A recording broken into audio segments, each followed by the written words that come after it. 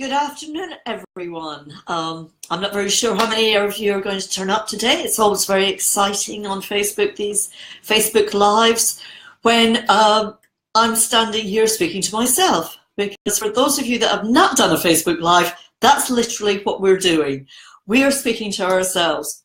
So for those of you that don't know me, my name is Penny Kroll. I am a health specialist. Now, if you'd said to me 15 years ago, that's what you're going to be doing for the rest of your life, I would have just laughed at you. I would have thought you were absolutely insane and just said, no way. However, 15 years ago, I had a nervous breakdown. And for that reason, I started to waken up. And I started on a journey of NLP, EFT, matrix reimprinting, and meta health. And on this journey, I discovered that for the first 35 years of my life, I was not living my true life. I was actually living in a fabulous other people's lives. And it was really shocking to me because I thought I had the best life ever until I had my nervous breakdown. So today I want to talk about pain and suffering. And I'll be talking at it from a different point of view and sharing with you some aspects that might trigger you. So if you have your own modality, breathing or tapping, whatever you do, start doing that, because some of the things I might say might not resonate with you or resonate with you so deeply that it actually brings things up in you. Now, as a practitioner myself, that's what I'm looking for, the little triggers in our own bodies that are giving us little tiny whispers and then big shout outs. So first of all, I'd like to just ask you guys what pain means to you. So just type in the comments. I was a bit cheeky because the other day I asked it on my own Facebook page just in case nobody turned up today, and I was just speaking with myself, and unfortunately my cat Layla doesn't really respond that well. So what does pain mean to you? Just write in the comments what pain means to you, and I'll start sharing what other people said on the Facebook page earlier. So what's the meaning of pain for you? Some people said ouch. Mary Rosa said ouch. Some people said resisting the flow, growth. What is the meaning of pain for you? Rosalba is saying, my body is telling me something I don't want to listen to, emotionally speaking. Well done. I love that. Others have said a message from my body. But interestingly enough, some people have actually said grief. Anne-Marie, thank you, darling. My body is shouting something I'm not hearing. From Karen, Anya is saying nagging me. Some people have said it means that something is getting better. Life's professor, a great tutor. Somebody else has said suffering. Now this is really interesting. I was a little bit naughty as well because I didn't say whether pain emotionally or physically. So today I want to just explore that. Physically or emotionally, is there a difference? What do you guys think? Do you think there is a difference when we have pain, when we have that rejection, that loss? What does that mean? Your nervous system is processing, Mary Rose is saying. What does that mean to you? Is there a difference between emotional and physical pain? Many of you may be surprised. There's quite a lot of people I know, thank you for supporting me, on today. However, I'm going to just share with you a little bit of meta. And meta health is an overview. It's not something that we just look at. It's a lifestyle. It's how to embrace life, how to truly live your life as the true you. And all my life, I didn't even think about pain. Physically, I'm a number 7 in the Enneagram. I'm not going to go into that today. But I did not like any kind of physical pain. I still don't. I won't have a tattoo because I don't want the pain of that tattoo. Isn't that interesting? However, emotionally, as a child, I was very, very sensitive. So I picked up other people's sadness. I could walk into a room and feel that pain of other people's emotional. How many other people have felt that emotional pain from others? Because this is something really interesting. I've got a little diagram behind me. And in this diagram, it wasn't until I had my nervous breakdown and actually looked at it from a meta point of view that I realized I was in sympathetic, high stress level, probably since the day I was born. And I thought that was great.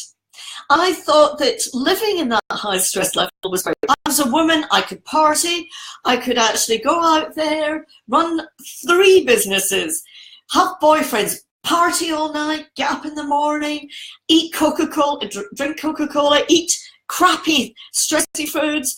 So many of you are agreeing with me. Yes, you felt other people's pain, you did it all your life.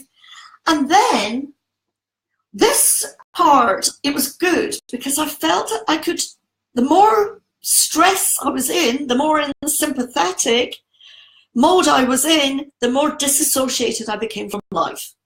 So I thought my life was perfect until that moment of acceptance when I was on a boat learning to sail and I went boomf. Whatever, you know, Newton was great, wasn't he? He said that whatever went up had to come down.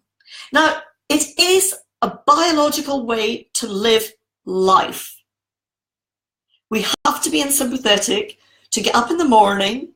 However, when we're feeling that immense energy, that is a false energy and it's not sustainable. And I was living in that not sustainable survival mode until I had my nervous breakdown. And then I went into deep depression. But my body needed to do this to actually regenerate.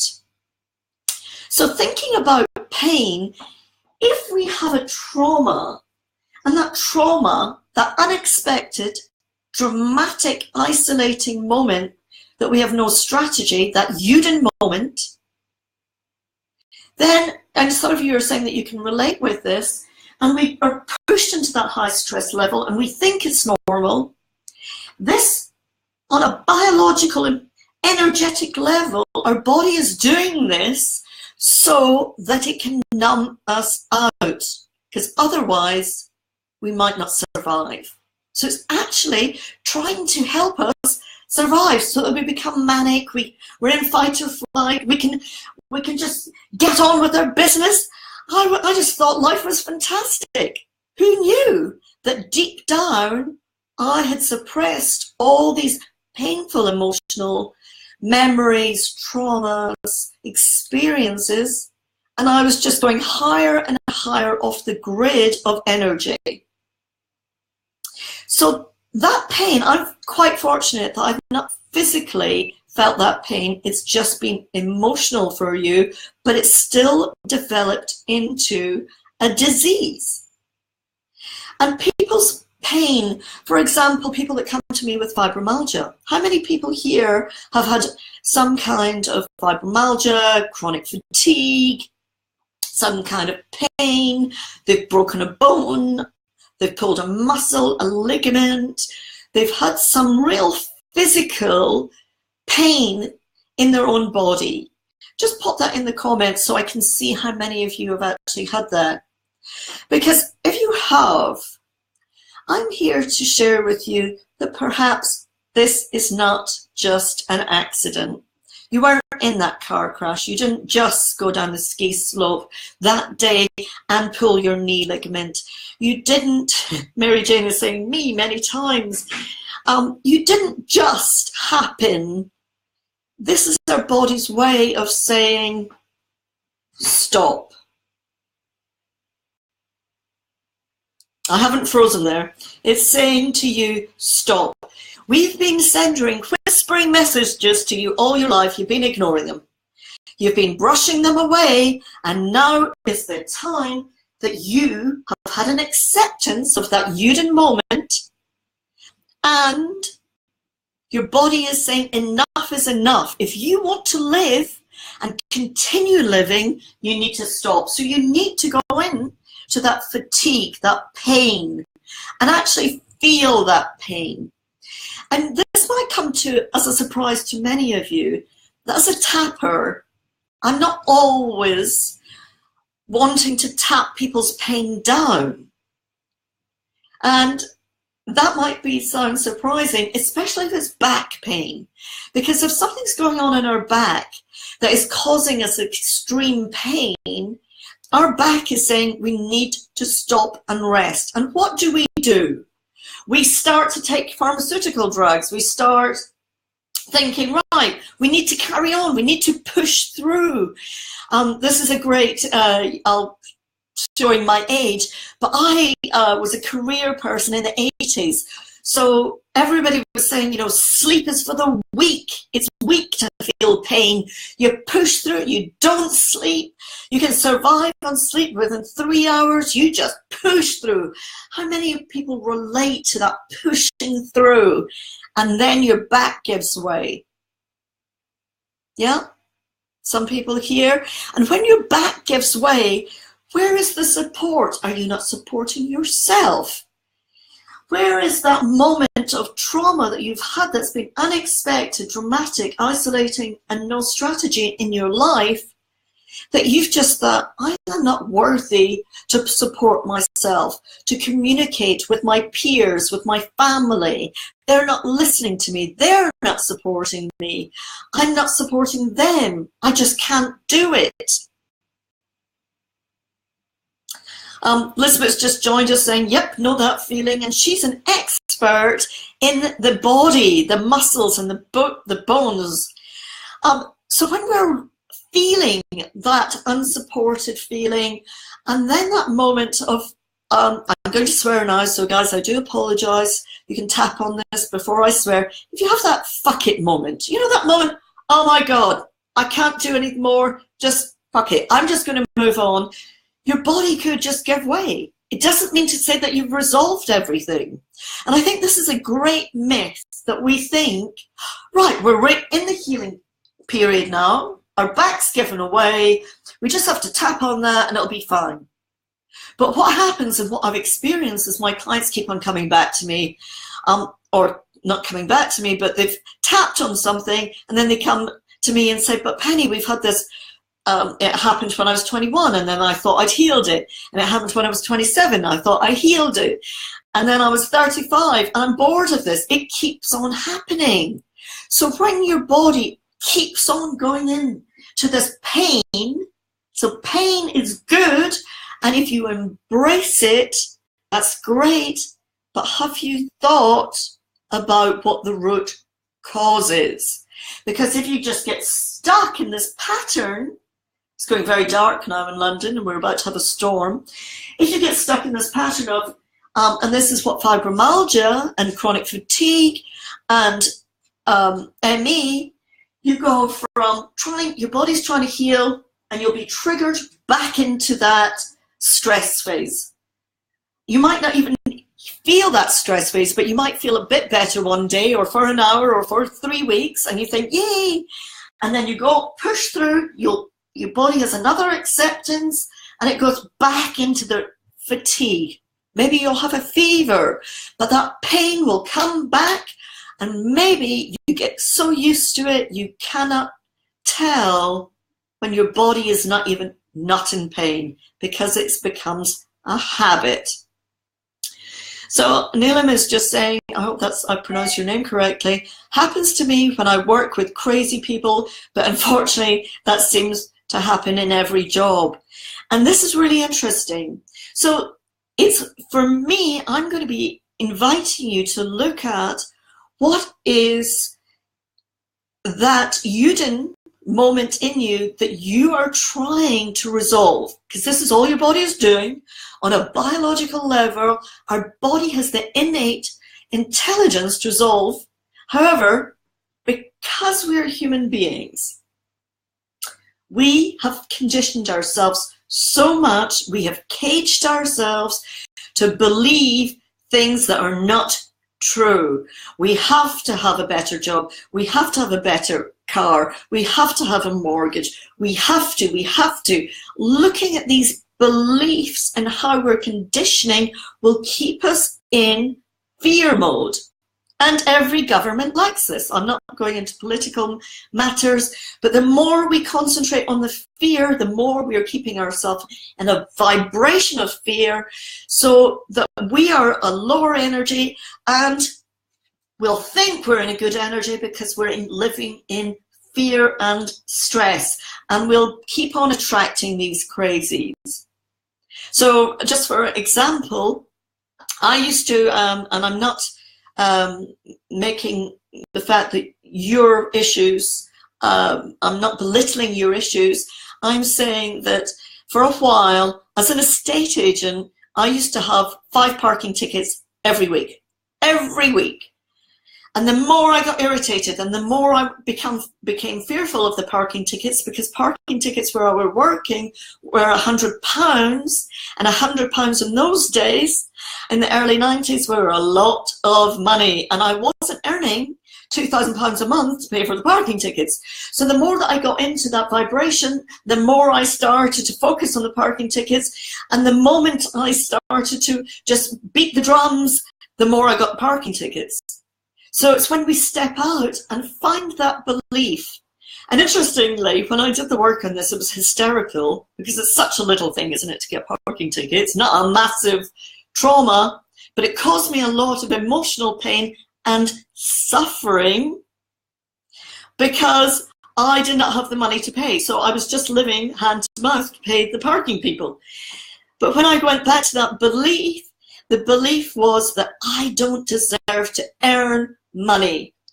That was my belief. Now, beliefs are like bamboo, but we're not going to talk about beliefs. We're going to go back into the pain and the suffering. So what is the difference for you guys between the word pain and the word suffering? And I'm just going to read out some more pain. Other people said resistance. Now, this is a great word, and I hear it lobbied around. And for me, resistance is our body's way of saying, stop, I do not feel safe. That's all it is. It's not us thinking from our prefrontal cortex going, I don't want to do this, because otherwise we wouldn't pitch up. We wouldn't turn up to little talks like this. We wouldn't be on forums trying to help and heal ourselves. However, our unconscious is going, oh my God, this is so unsafe. I can't, stop. I don't want to go into this. It's actually safer for me to feel the pain, to stay in this part of our journey, than it is for me to go any further. I'll sit on the sofa, and I'll watch Dead Enders, or I'll watch CSI, rather than getting up and going for a walk with nature, because it's safer. So once you understand that resistance is not from our prefrontal, it's from our reptilian brain, the brain stem that is just keeping us in fear, because it needs to. Otherwise, if our brain stem, our unconscious, is thinking that the world is not safe, that there are bullies out there, that there's crazy people out there, it ain't going to move any forward, because it will die. That's what our unconscious is saying to us. So staying in that pain can be a safe place. So it's really important that we look at safety for ourselves, and whatever safety means for you. Because I can guarantee you that we do not have to suffer. Suffer is a completely different thing than having the pain. Suffering is our beliefs, our interpretations of what pain is. Whether it's a religious thought, a belief that we've picked up, whether it is just that belief that our parents had to suffer, excuse me, so we have to suffer.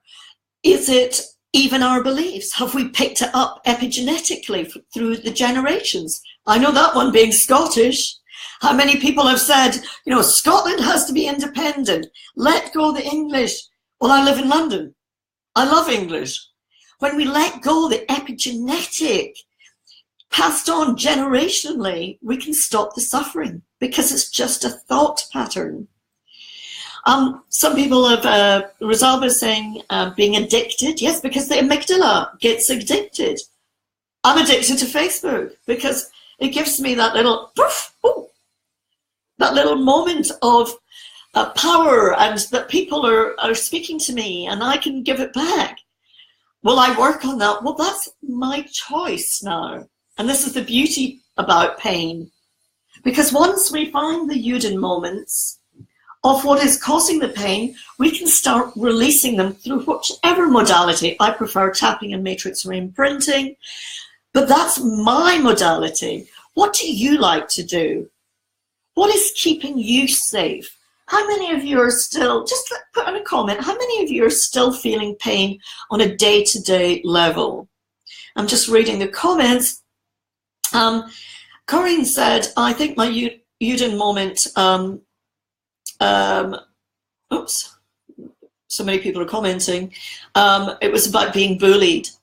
So if you were bullied as a child, what are your beliefs that you've taken on, and how has that kept you safe? Because it is keeping you safe, guys. The body is not trying to harm you or trying to kill you. Your body is so in tune that it's actually endeavoring to heal you on a daily basis. Mary Jane has said, yes, I don't know what that was too. That's made me laugh there, because I can hear her voice in my head. Oh, so here's Corinne was saying that she lived in terror and adrenaline and suffering in silence. So the reason I love Matrix is because it's such a beautiful technique that it includes all modalities wrapped up into one, that we can go back and create a different energy to release that terrifying and that suffering. Because that suffering, that child thought she would have had to suffer in silence, but now she doesn't have to create a community, to feel the energy that now she's got you, and she can change that energy. And some other people, somebody's saying the rheumatoid pain, anything with itis on it, you'll be in this part when the body is trying to regenerate. So you're actually ready to start healing, but you get sucked up back into the cycle of stress phase. And then you'll have an acceptance, and you'll just keep on suffering. So the word itis in Latin means inflammation. And of course, from an old medical paradigm, we're taught that inflammation is bad. What happens if we change that around and say, okay, nothing is good or bad, nothing is black or white. This is our body endeavoring to heal ourselves. And I've worked with many people with arthritis, and I'm trying to think of another bone, that have actually healed themselves, and not just healing ourselves, because meta health is not just about healing that one symptom. It's about a way of transforming your life. If you choose to embrace your themes of life, your true purpose. Maybe your true purpose is merely going out gardening. Who said that you have to be on screen, on Facebook, you have to become a practitioner? Perhaps to look at the fact, because you've healed yourself, you don't have to do that job. Looking at people like Sasha Allenby, who was a matrix imprinting trainer. Now she's running her own editing, and she's a ghostwriter, living in New York. Susie Shelmerdine, one of the best practitioners out there, but now she's changed her life and living in Turkey. When I started, I did not want to be a practitioner. I wanted to heal myself. But actually, through evolving and transforming, I actually became a practitioner. And I love speaking. Now, there's some angry faces going on there, and I don't understand what that means. So are you really getting pissed off about what I'm saying? Please pop it in the comment box. Or are you just feeling what's coming up in your body? Is this resonating with you? that you're just stuck in the cycle. And are you pissed off about that? Are you angry? What are you angry about? I love anger. I love anger because it's a higher vibration than feeling depressed. And I know what depression was like to me. I know what pain is like to me. I don't know what depression is like for you. I don't know what pain is like for you. I don't know what suffering is like for you. I can only speak for myself. Isn't that interesting? That I'm a practitioner, I've been a practitioner for 15 years, and I still don't know what's going on in your head because I'm not psychic, guys. I am here to guide you. And all my practitioners, I invite them to go to the door and perhaps just open the door for our clients. Isn't that nice? Hi.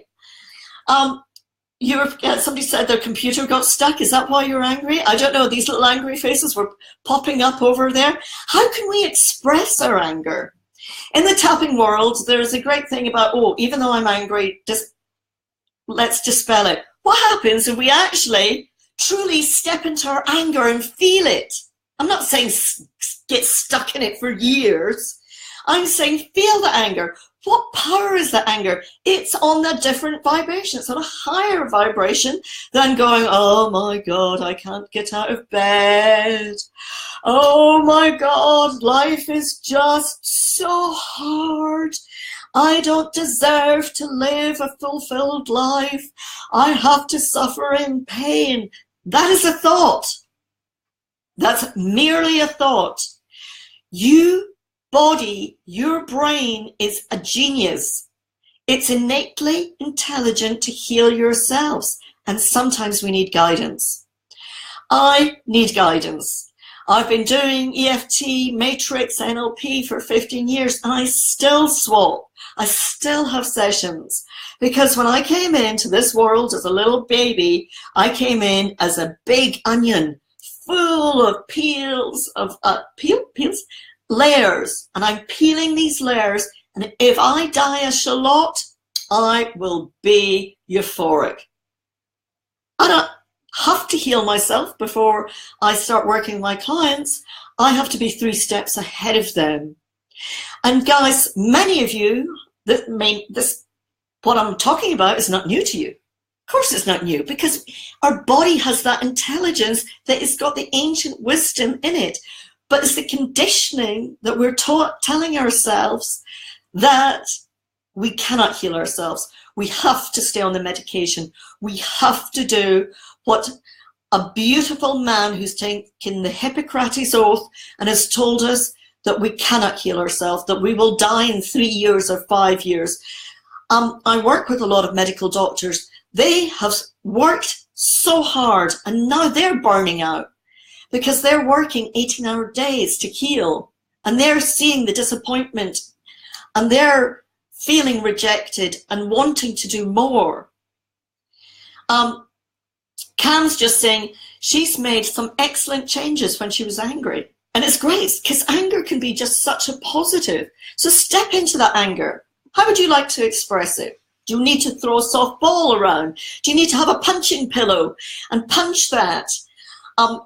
Preferably not at anybody else, because it's not their fault that you're angry. Or it could be, or you're thinking that it's their fault, but you've just been triggered because something that's happened to us years and years ago that's been an unexpected, dramatic, isolating moment with no strategy, or we've just made a perception and a belief that for us to be angry, because I know I did this, I went to therapy for 15 years to find out why I was angry.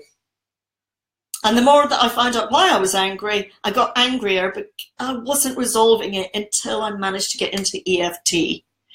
What I'm angry at, Neil, I'm saying is I actually want to punch that person in the face, but I just usually cry it out. And this is really interesting, isn't it? Because as girls especially, we weren't allowed as children to express our anger. So many women that I work with now express their anger in tears.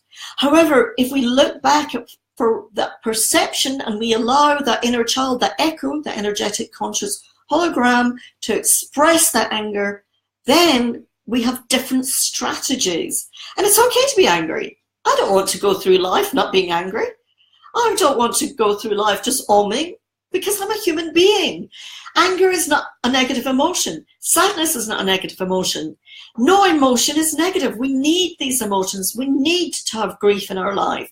We need to have anger and sadness and guilt. Otherwise, we just have no responsibility and run rampant. However, it's when we get stuck. And when we get stuck, we start to cycle from stress to regeneration. And then people say, oh, that's good and that's bad. There is no good or bad. This is day, this is night. But they're amplified when we've had that Uden moment. Sheena's saying years of suppressed emotions have been the cause of many, many ailments.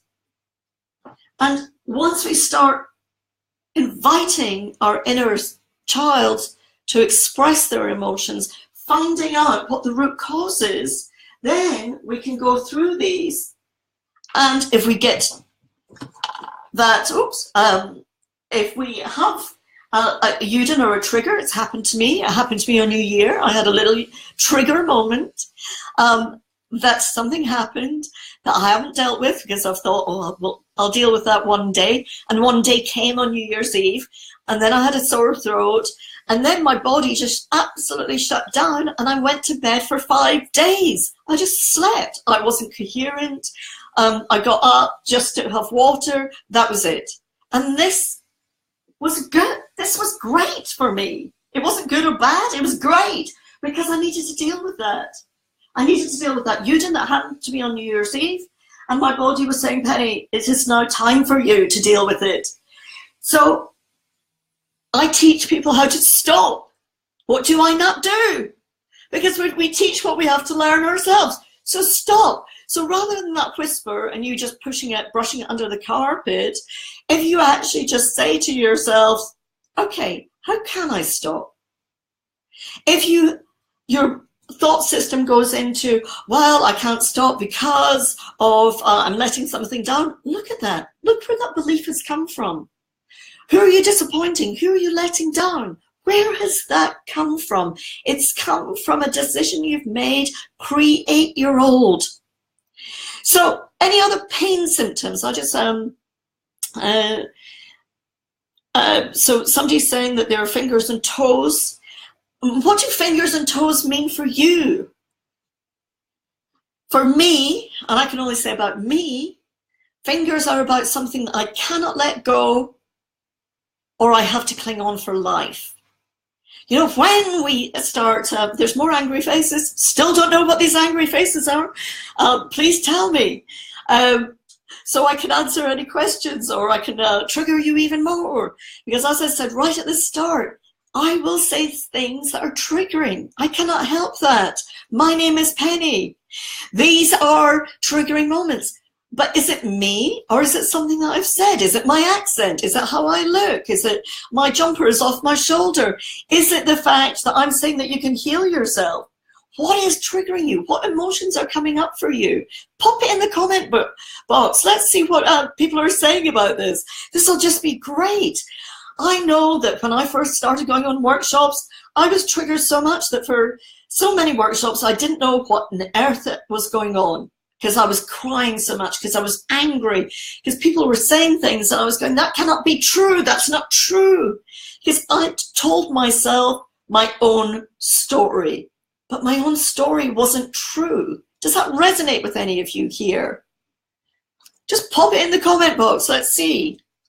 So we've actually gone over, but any more comments before I leave you? So today was my first Facebook Live, and I just want to send all gratitude out to these people that have come here to support you, support yourselves as well as me, because this is a two-way thing. And if I start, how many of you would like these little talks every 2 weeks on a Wednesday at 12 noon? And of course, if you can't be here, I'll record them. I don't know how, but I'll learn, because life is all about learning. And I will, so quite a few people, and I'll record them and put them out there live. And I just want to say thank you, everybody. As you can see, I'm a little bit passionate about this. I wear my special training glasses so I can see out of the the round window and out of the square window so I can see different people's perceptions and be aware of my own perceptions and how they can change and how they can look differently. So thank you guys. Love to all of you. If you have any questions, come to my page. We've got Mental Health for Tappers and my public page is Penny Crawl. Love you all. Speak to you soon. Out. Over and out. I've turned into a policewoman for some reason. Bye, guys.